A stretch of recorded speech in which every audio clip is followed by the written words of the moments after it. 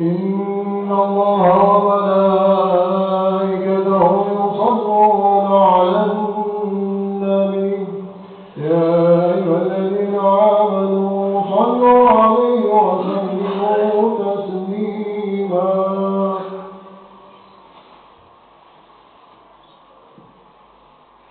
السلام عليكم ورحمة الله وبركاته. الله أكبر الله أكبر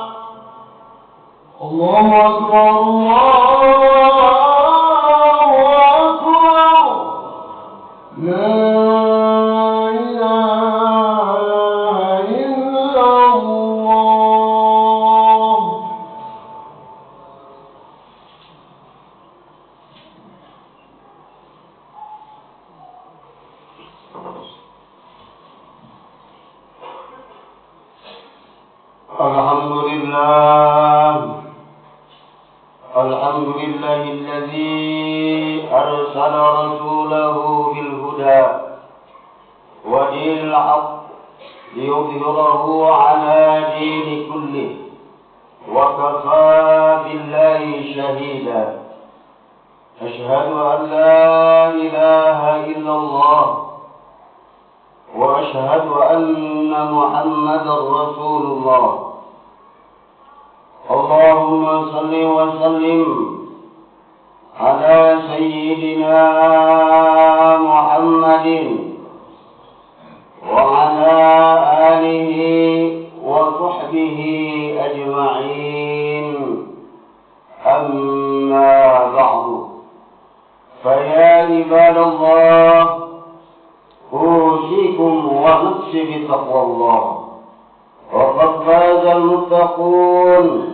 واعلموا أيها المسلمون إن الله تعالى أمرنا بالتقى في جميع أموالنا لنكون من الفائزين في هذه الحياة الدنيا، يعني بامتثال أوامر الله واجتناب النواهي.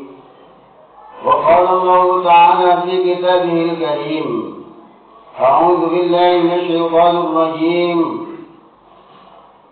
يا أيها الذين آمنوا اتقوا الله حق تقاته ولا تموتن إلا وأنتم مسلمون. الآية. صدق الله العظيم وصدق رسوله النبي الكريم، ونحن على ذلك من الشاهدين والشاكرين، والحمد لله رب العالمين. Hadirin kaum muslimin jamaah Jumat rahimakumullah. Segala puji hanya milik Allah Subhanahu wa Ta'ala, zat yang telah mengutus Rasul-Nya dengan hidayah dan dengan agama yang benar untuk memenangkan atas semua agama yang lainnya. Cukuplah Allah yang menjadikan saksi.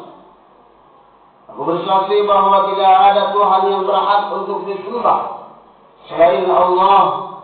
Dan aku bersaksi bahwa sesungguhnya Nabi Muhammad adalah utusannya.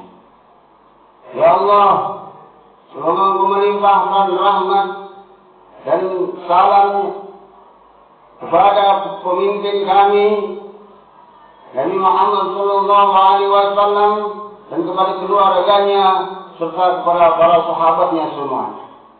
Sudah membaca bismillah, alhamdulillah, salawat serta salam al-fakir mengajak kepada seluruh jamaah yang hadir di siang hari yang berbahagia ini. Marilah kita untuk bersama-sama meningkatkan kualitas keimanan dan kualitas ketakwaan kita kepada Allah Subhanahu wa Ta'ala.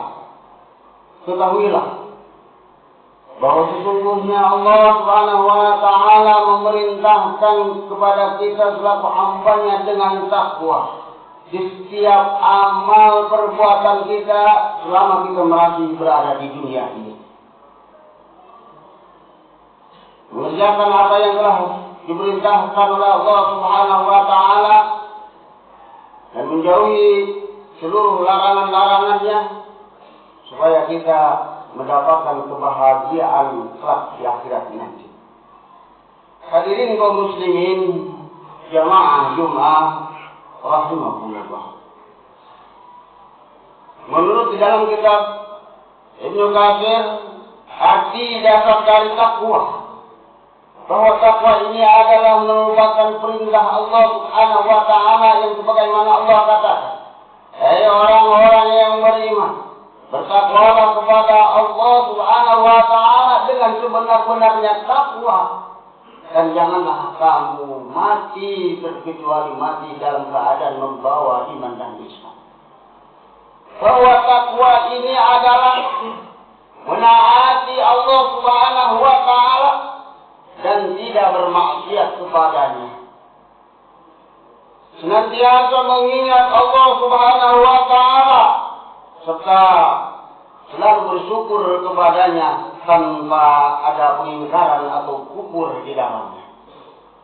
Suatu ketika Abu Hurairah ditanya oleh seseorang, "Wahai Abu Hurairah, apakah yang dimaksud dengan takwa itu?" Abu Hurairah tidak menjawab pertanyaan seorang tersebut, tetapi memberikan satu ilustrasi.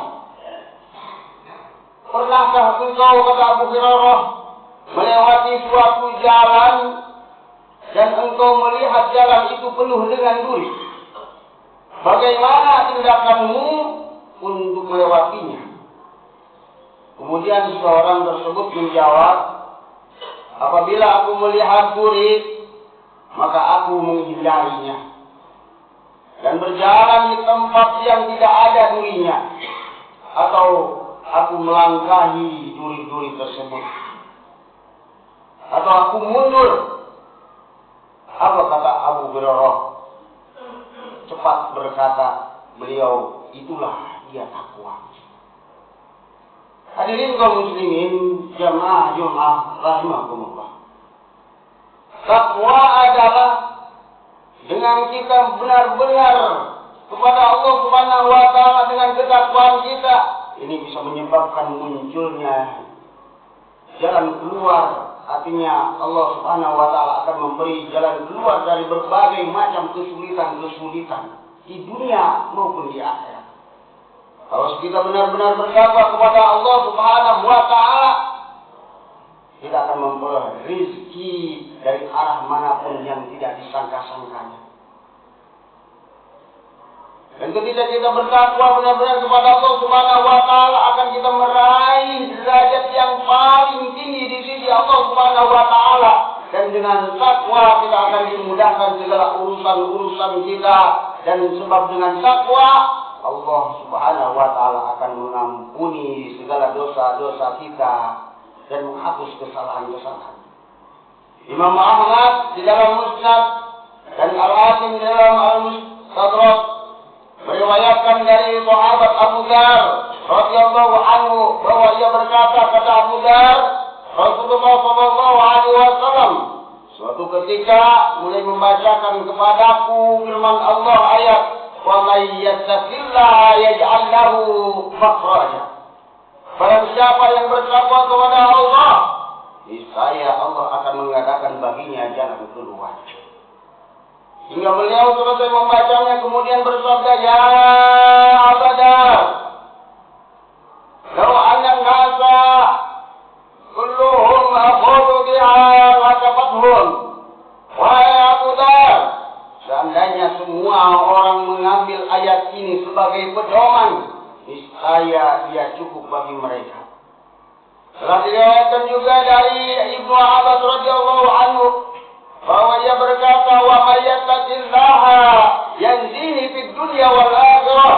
Barang siapa yang bertakwa kepada Allah, maka Allah akan menyelamatkannya di dunia maupun di akhirat.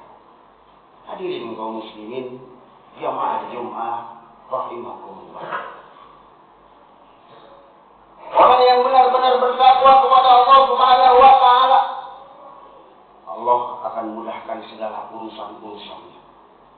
Sebagaimana Allah firmankan di dalam Al-Qur'an, wa may yattaqillaha yaj'al lahu min amrihi yusra. Barang siapa yang bertakwa kepada Allah, yaj'al lahu min amrihi yusra, niscaya Allah akan menjadikan baginya kemudahan dalam urusan-urusannya. Dan Allah akan memberikan rezeki dari arah manapun kalau benar-benar dia benar bertakwa kepada Allah Subhanahu wa taala. Wa yarzuqhu min haitsu la yahtasib. Allah akan memberikan rezeki kepadanya dari arah yang tidak disangka-sangka. Dan Allah Subhanahu wa taala kalau hambanya benar-benar bertakwa, Allah Subhanahu wa taala akan mengampuni segala dosa-dosanya, dan Allah akan melipat gandakan pahala-pahala amal ibadahnya. Sebagaimana Allah katakan, wa may yattaqillaha yukaffir anhu sayi'atihi wa yu'tim lahu ajra. Barang siapa yang bertakwa kepada Allah, niscaya dia akan menghapus kesalahan-kesalahannya dan akan melipat gandakan pahala baginya. Hadirin kaum muslimin jamaah Jumat rahimakumullah. Mari kita sama-sama di akhir tahun ini, akhir tahun Masehi, kita sama-sama untuk muhasabah diri kita, introspeksi. Dan semoga dengan introspeksi diri kita senantiasa untuk memperbaiki amal ibadah kita kepada Allah Subhanahu wa taala. Meningkatkan kualitas ketakwaan kita, meningkatkan kualitas keimanan kita. Dan Allah Subhanahu wa taala semoga memberikan panjang umur di dalam taat kepadanya. Dan Allah memberikan kesehatan kepada kita, supaya kita senantiasa memperbanyak amal ibadah untuk bekal kita di akhirat nanti. Sebab kalau kita dipanggil oleh Allah Subhanahu wa taala, seandainya kita tidak membawa amal yang begitu banyak, maka kita akan menyesal di akhir kemudian. Jangankan di akhirat, di alam kubur pun kita akan menyesal. Yang mudah-mudahan di akhir tahun ini kita senantiasa introspeksi diri.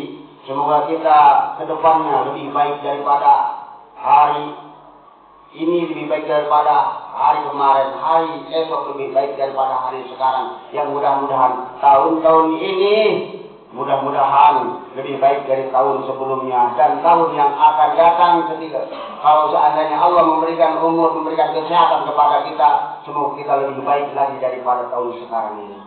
Amin ya rabbal alamin. A'udzubillahi minasyaitonir rajim. Wal 'asri innal insana lafi khusr illa alladziina aamanu wa 'amilus shalihati wa tawassaw bil haqqi wa tawassaw bis sabr. Barakallahu li wa lakum fil Qur'anil 'azim. ونفعني وإياكم بما فيه من الآيات والذكر الحكيم. أقول قولي هذا فاستغفروه إنه هو الغفور الرحيم.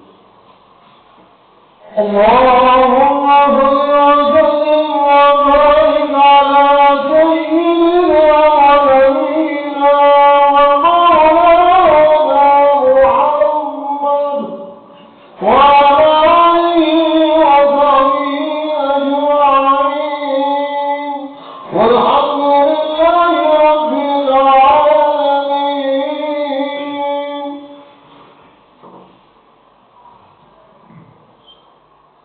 الحمد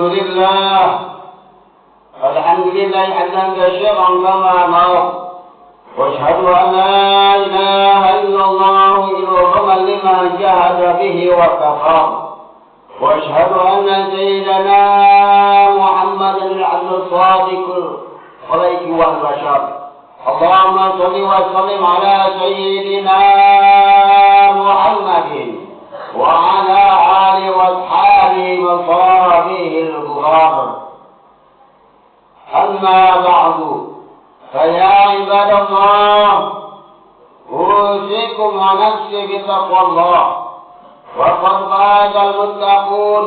واعلموا أيها المسلمون إن الله تعالى أمركم بأمر بدأ فيه بنفسه وثنى بملائكة المسبحة بقدسه وصلت بكم أيها المؤمنون من برية جنه وإنسه. فقال تعالى مخبرا وآمرا إن الله وملائكته يصلون على النبي يا أيها الذين آمنوا صلوا عليه وسلموا تسليما. اللهم صل وسلم على سيدنا محمد النبي الكريم والرسول السند العظيم وعلى آله وأصحابه إلى يوم الدين وخصوصا الخلفاء الراشدين أبو بكر وعمر وعثمان وعلي رضي الله عنهم وعلى جميع الصحابة والتابعين والتابعين بإحسان إلى يوم الدين. آمين يا رب العالمين. اللهم اغفر للمؤمنين والمؤمنات والمسلمين والمسلمات الأحياء منهم والأموات. ربنا إنك قريب مجيب دعوات وقاضي الحاجات. اللهم أعز الإسلام والمسلمين واخذل الكفرة والمبتدعة والمشركين. اللهم انصر من نصر الدين واخذل من خذل المسلمين واجعل اللهم بلدنا آمنة مطمئنة وسائر بلاد المسلمين. ربنا آتنا في الدنيا حسنة وفي الآخرة حسنة وقنا عذاب النار. والحمد لله رب العالمين. عباد الله إن الله يأمر بالعدل والإحسان وإيتاء ذي القربى وينهى عن الفحشاء والمنكر والبغي يعظكم لعلكم تذكرون. فاذكروا الله العظيم يذكركم واشكروا على نعمه يزدكم ولذكر الله أكبر والله يعلم ما تصنعون. أقيم الصلاة. الله أكبر الله أكبر. أشهد أن لا إله إلا الله. أشهد أن محمدا رسول الله. حي على الصلاة حي على الفلاح. قد قامت الصلاة قد قامت الصلاة. الله أكبر الله أكبر. لا إله إلا الله. لا إله إلا الله محمد رسول الله صلى الله عليه وسلم. وقال الله آدم آدم بالسماوات والأرض استووا واعتدلوا صفوفكم فإن تسير صفوفكم كما من صلاة رسلا لكم الصلاة جامعة رحمكم الله.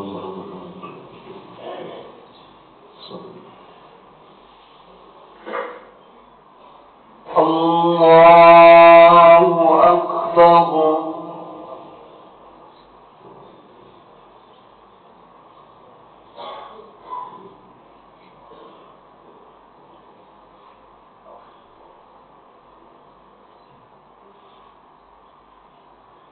بسم الله الرحمن الرحيم.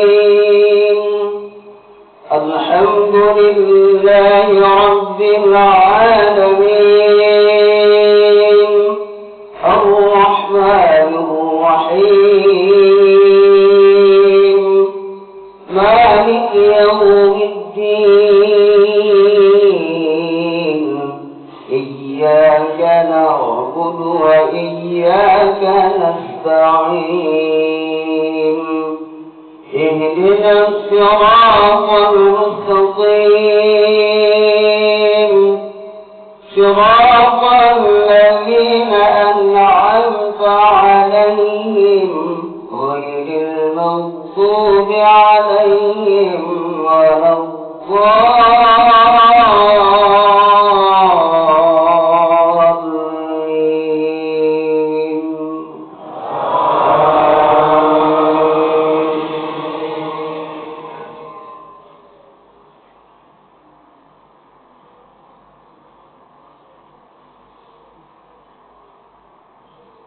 بسم الله الرحمن الرحيم. ألم نشرح لك صدرك ووضعنا عنك وزرك الذي أنقض ظهرك ورفعنا لك ذكرك فإن مع العسر يسرا إن مع العسر يسرا فإذا فرغت فانصب وإلى ربك فارغب. الله أكبر.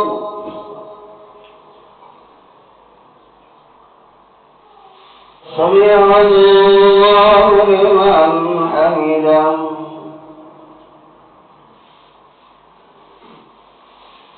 الله أكبر.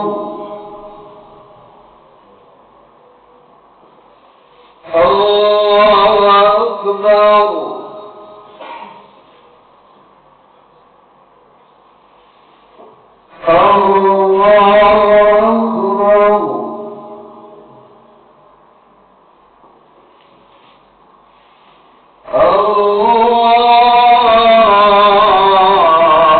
أكبر. بسم الله الرحمن الرحيم. الحمد لله رب العالمين الرحمن الرحيم مالك يوم الدين إياك نعبد وإياك نستعين اهدنا الصراط المستقيم صراط الذين أنعمت عليهم غير المغضوب عليهم ولا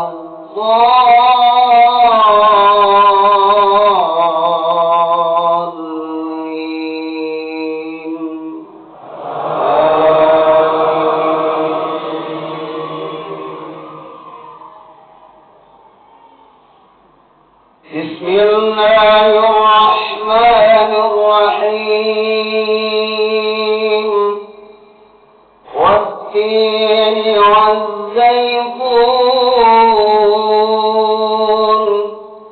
والطور سينين وهذا البلد الأمين لقد خلقنا الإنسان في أحسن تقويم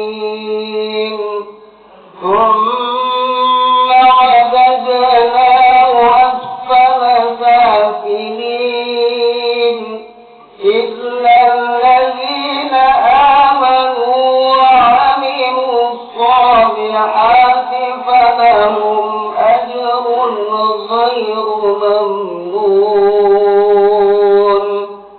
فما يكذبك بعد بالدين أليس الله بأحكم الحاكمين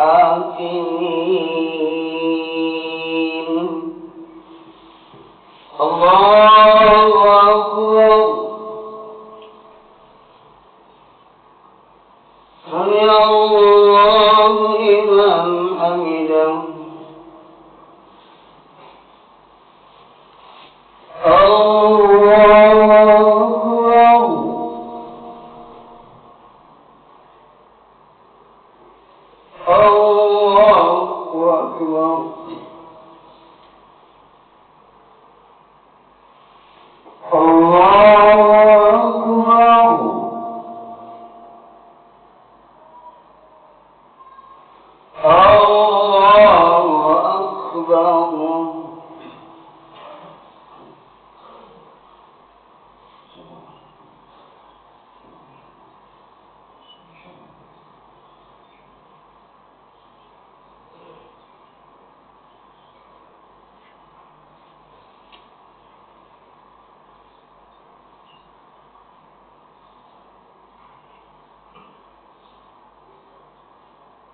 السلام عليكم ورحمة الله.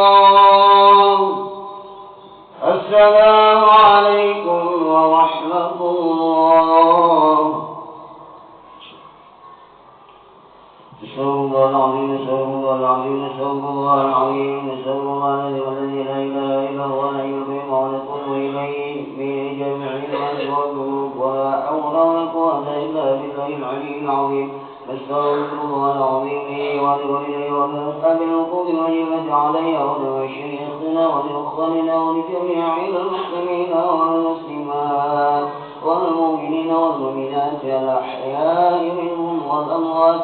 لا إله إلا الله وحده لا شريك له له الملك وله الحمد يحيي ويميت وهو على كل شيء قدير. اللهم أجرنا من النار اللهم أجرنا من النار اللهم أجرنا من النار سالمين. اللهم أنت السلام ومنك السلام وإليك يعود السلام. فحينا ربنا بالسلام وادخلنا الجنة دار سلام. تباركت ربنا وتعاليت يا ذا الجلال والإكرام. الفاتحة. أعوذ بالله من الشيطان الرجيم. بسم الله الرحمن الرحيم. الحمد لله رب العالمين الرحمن الرحيم مالك يوم الدين. إياك نعبد وإياك نستعين.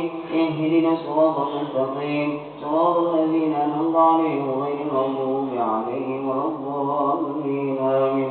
نسأل الله العظيم اللهم صل على سيدنا حبيبنا وشفينا محمد وسلم رضي الله تبارك عن كل صحابة رسول الله أجمعين. بسم الله الرحمن الرحيم. الحمد لله رب العالمين حمدا يوافي نعمه ويكافئ مزيدا. يا ربنا لك الحمد كما ينبغي لجلال وجهك الكريم وعظيم سلطانك. اللهم صل على سيدنا محمد وعلى آل سيدنا محمد. ربنا ظلمنا أنفسنا وإن لم تغفر لنا وترحمنا لنكونن من الخاسرين. اللهم اغفر لنا ذنوبنا ولوالدينا وارحمهم كما ربونا صغارا ولجميع المؤمنين والمؤمنات والمسلمين والمسلمات الأحياء منهم والأموات. ربنا لا تزغ قلوبنا بعد إذ هديتنا وهب لنا من لدنك رحمة إنك أنت الوهاب ربنا هب لنا من أزواجنا وذريتنا قرة أعين واجعلنا للمتقين إماما ربنا آتنا من لدنك رحمة وهيئ لنا من أمرنا رشدا ربنا تقبل منا إنك أنت السميع العليم وتب علينا إنك أنت التواب الرحيم اللهم اجعل جمعنا هذا جمعا مرحوما وتفرقنا من بعده تفرقا معصوما ربنا آتنا في الدنيا حسنة وفي الآخرة حسنة وقنا عذاب النار وصلى الله على سيدنا محمد وعلى آله وصحبه أجمعين سبحان ربك رب العزة عما يصفون وسلام على المرسلين والحمد لله رب العالمين.